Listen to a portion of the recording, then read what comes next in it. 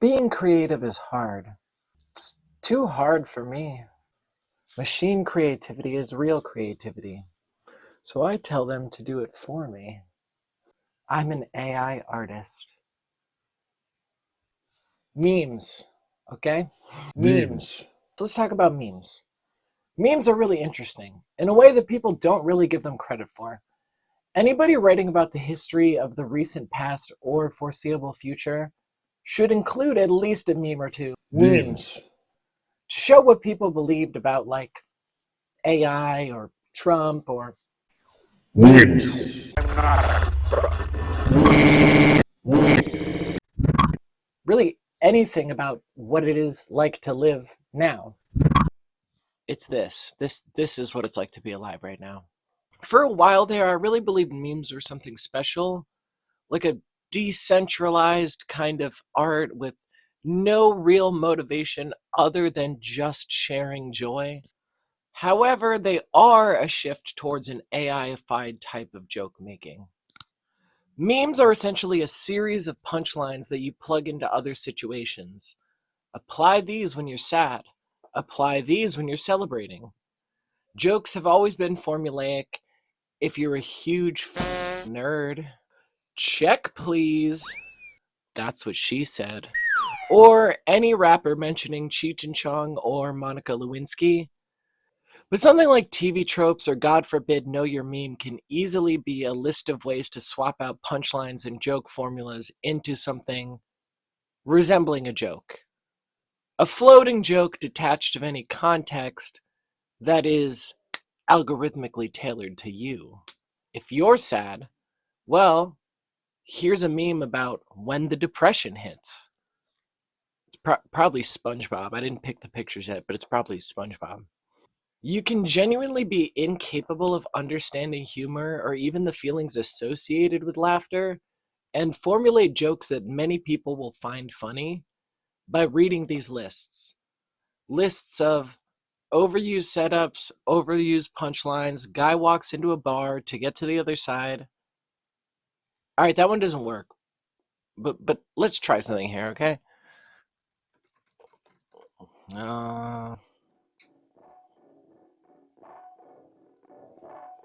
Oh, here we go. No lube, no protection. All day, all night. From the kitchen floor to the toilet seat. From the dining table to the church. Well, I gasp for air and scream the Lord's Prayer. He can top me. You can judge for yourself if that's funny, but I selected it pretty much how AI would. A trending setup, a trending punchline. This is a tangent here, but what, like, you know how people will track the origin of different memes and they'll say, like, I found the origin of these weird meme pictures. In a future where AI makes memes, that's just not possible. Things don't have, like, an interesting reality behind them. It's just bland nonsense. I want truth in my nonsense, and I want nonsense in my truth. Okay, I'm gonna make a list. These are my truths, okay? These are my commandments. AI is bad. Art is communication. AI is a labor issue. Truth in my nonsense, nonsense in my truth, okay? And now back to your regularly scheduled program. From the consumer perspective, it's authorless content served up to us through an algorithm. Have you ever heard anybody say, oh, the algorithm called me out, or look what the algorithm served up for me? We're taking the labor of humans and accrediting it to the algorithm for spying on us. But since AI doesn't credit the people it steals from, it feels more diffuse, like they aren't stealing from anybody. I'm not talking about the reality, I'm talking about how it feels when you're scrolling past it.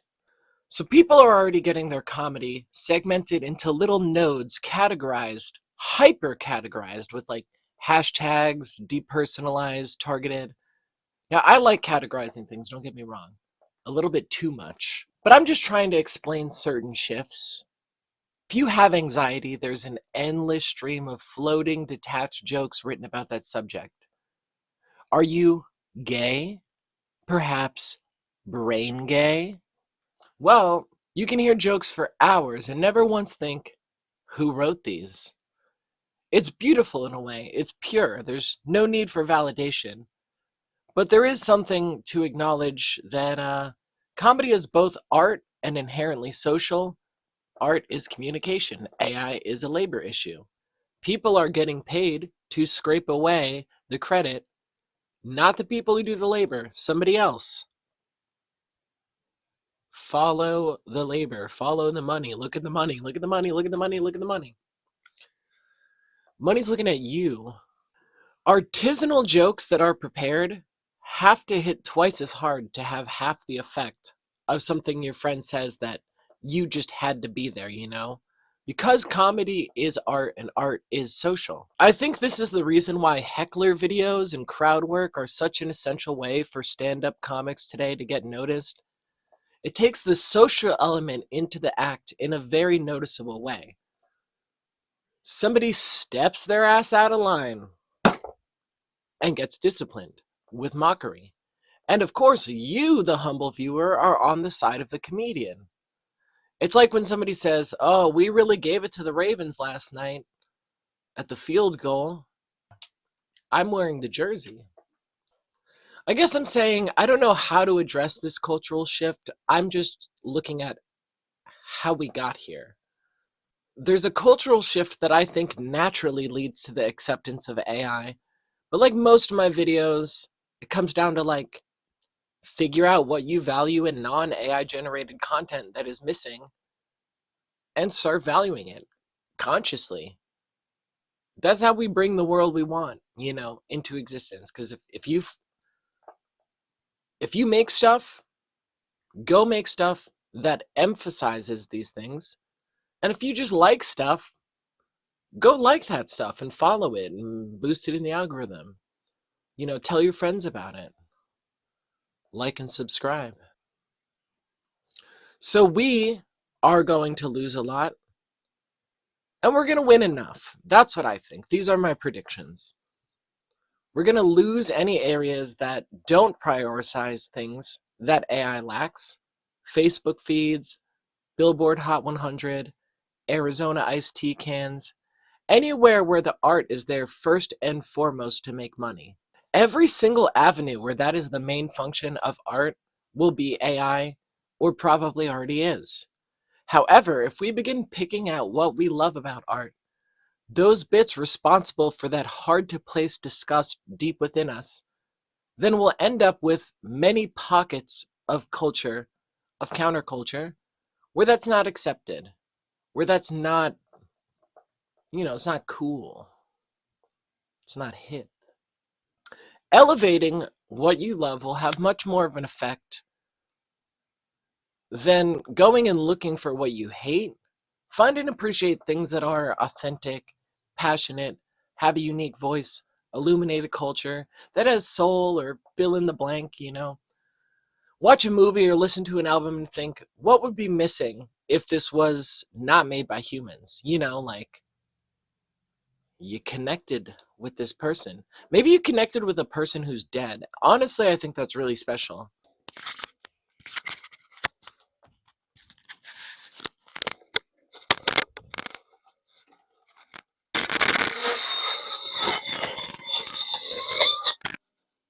Squidward is my best friend in the sea. This is a cultural question, and linking up around what we value is going to be where the gains are. That brings us to cringe.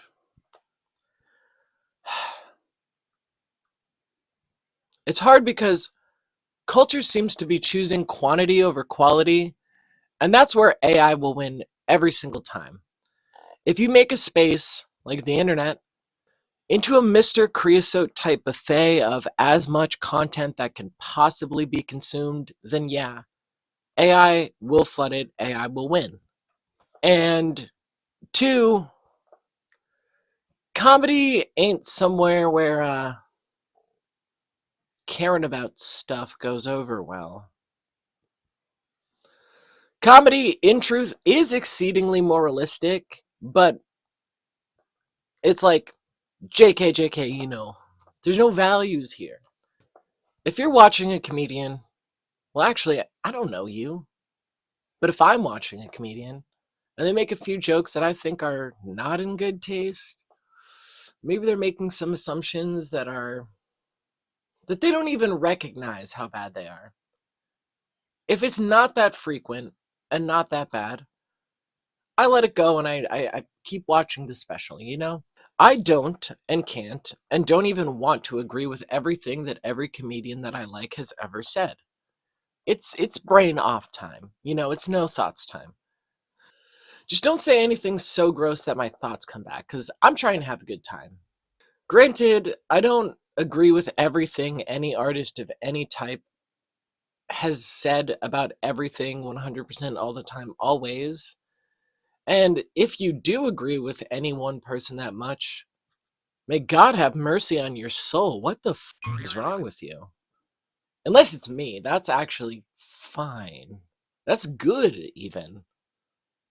Good job. That's me petting you on the head. Call me gay in the comments. The moral concerns are not really in the picture, or they're invisible. If they're visible, you're doing a bad job. Point in case this video. Have you seen Bill Maher? Is there anything less funny than Bill Maher? Very occasionally, he'll make jokes that I'm like, that actually would have been funny if somebody else said it, but it's so gross coming from him. Comedy does get a kind of kick out of being transgressive. It's essentially one of the main functions of art is to let out that tension of awkwardness. Let's get the file. Where's the file? You know what? That's a bad idea. Just take my word. Moral grandstanding is not funny. Like, who's the funnier character? Homer or Lisa? Comedy needs a target. And this actually might be where AI comes in. Because here on YouTube, we love scapegoats. YouTubers, in my mind, just kind of laugh at bad content. Like, oh, look at this rich bully eats Bang Energy ramen out of a toilet and lives to regret it. Not clickbait. This is, of course, being replaced by Shrimp Jesus making love to a stewardess. It's my birthday, please like. Merry Christmas. I don't really click those, and I don't know why. We should be ridiculing live human beings for being cringe on main. Sometimes, we're ridiculing people who are genuinely hateful, powerful individuals and need to be taken down a notch and need to be made an example of, that this is not how you behave. So you need somebody that you hate so that you can laugh at them without feeling bad. And the internet has made this different because, while maybe if you were like ridiculing a group of people, let's say in a stand-up set in the past, you would say, oh, that type of guy, they go like this. Don't you hate that? But now, like we just hold up the video and say like, I hate this guy specifically. That's so weird. That is so radically different. Like, that is so radically different, probably for the worse. So, like, what do we do? I don't know. Like, I genuinely don't know, because I pick YouTube topics based on things that I don't have my mind made up on so that I can make my mind up on them. When one person teaches, two people learn. As a fact, a rock fact. And you could take that home with you, put it in your pocket. Like, is it better to take our torches and pitchforks to AI content farms? Or is it like hollow because it's some invisible person getting rich and we can't even ridicule them? Like, if we don't have real humans to exercise our cruelty on, like, Do we get GIMPs? Is that the solution? We get GIMPs? Are we supposed to get GIMPs? I want to at least make content formers ashamed as they get pink eye from their Ben Franklin tear napkins. They're completely unscathed in this process, and something about that bothers me. Maybe it shouldn't. Maybe it's a symbiotic thing where we get something to laugh at. We get to like be on the side of the YouTuber laughing at the bad thing, and nobody gets hurt. But like, do we want to incentivize things to just be worse? And like, I think at the end of the day, I find the idea of like pushing a childhood memory or even like a factoid about high fructose corn syrup out of my brain for like AI content to be gross. Like, I don't even want to make fun of it because then I'm consuming it by proxy. I've made a couple videos on AI at this point. Subscribe for more, by the way. But if you notice, I talk far more about human art, like art, because I don't think we need more AI crammed into our brains. It's everywhere anyway. Have you noticed that as art becomes algorithmically selected, it's selected for things like rage bait and just being ugly because you noticed, made you look? Typos in TikTok descriptions, contorted faces with the saturation so bright it's uncanny. Making weird, ugly faces or screaming, not because it's actually even a joke, but it just produces a kind of nervousness that needs to be excised. Cringe, rage bait. Anyway, I've been thinking a lot about Tim and Eric lately. Why do I love Tim and Eric, but not like ugly, cringy TikToks? They're pretty similar aesthetically. Tim and Eric kind of laugh with you about how weird the media landscape is.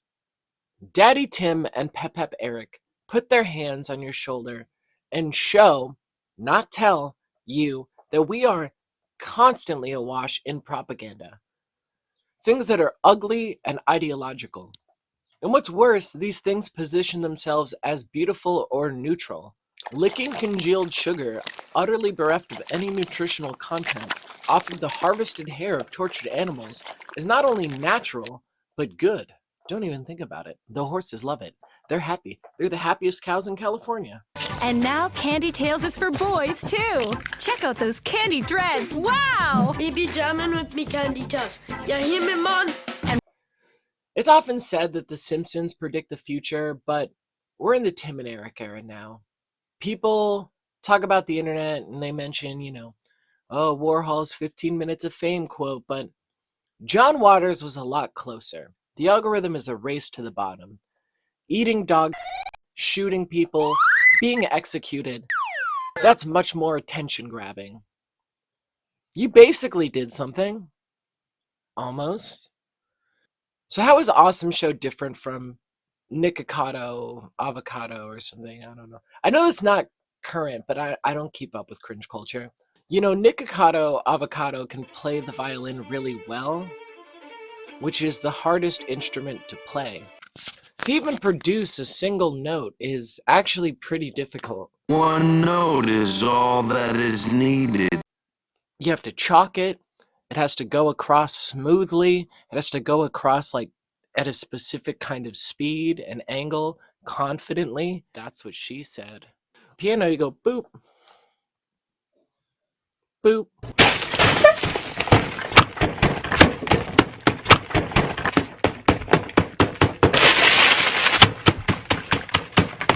Economic incentives have dehumanized him into a scapegoat for gluttony and humiliation. We don't want a concerto. We want blood. There's an economic market for blood. The main appeal of cringe content, besides feeling superior to others, I believe in me supremacy, is that it requires no thought, like at all. Something that's bad often requires like little context or any kind of thought to appreciate. You just go, that's not good. I don't care what you watch, okay? I'm just saying cringe is cringe. And I don't want the future of YouTube being YouTubers saying, whoa, this intentionally bad AI content farm sure is bad. While each AI prompt burns like a bottle of water or some shit. I don't know. I don't know the specifics. Every 20 to 50 questions, it needs a bottle of water. And while getting trained, it consumes some 700,000 liters of water. Like, we're giving water to like bad content in the midst of like numerous humanitarian crises. AI in the algorithm will give people what they click on. So let's try not to make that the very lowest of urges of, I'm better than you. We used to justify cringe content by saying that we're shaming people out of making it, that if we say, oh, I don't know, Steven Crowder's racist. Steven Crowder is racist. We used to say that we would shame people out of doing what they're doing by laughing at them. But we're not shaming people out of doing it. There's a lot of people who will gladly be laughed at by people they don't like anyway, smug in the knowledge that their AdSense money folds. We laugh at content farms, at the imaginary people watching them unironically, maybe children. We laugh at children. Those kids. Kids, you're dumb. You're not smart. They don't know things. They're dumb. And the content farm creators laugh at us because they're the ones making money out of the transaction. They print money, and we try to shame someone drinking from a toilet or dabbing on a tombstone into stopping. Toilet seat. Our economy decided that drinking out of toilets is a job. Innovation under capitalism. But saying drinking out of toilets is bad is also a job. Ridiculing someone for breaking rules we believe in feels good because we're cleaning our environment. But the internet is giving us the cringe industrial complex. Get some reverb on that. The cringe industrial complex. More and more filth to clean endlessly. It's like when animals in captivity pluck their hairs out or something.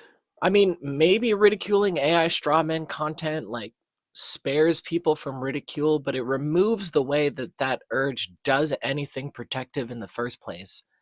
It incentivizes more filth in this like Dr. Seuss AI money printing press. I think that we deserve real culture, like with real histories, real flaws, and real triumphs by real human beings who matter.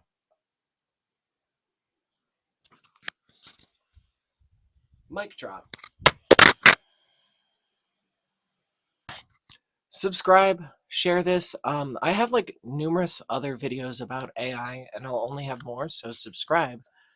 Frutiger Arrow, there's probably crossover appeal, right? Internet, art, culture. Watch my videos.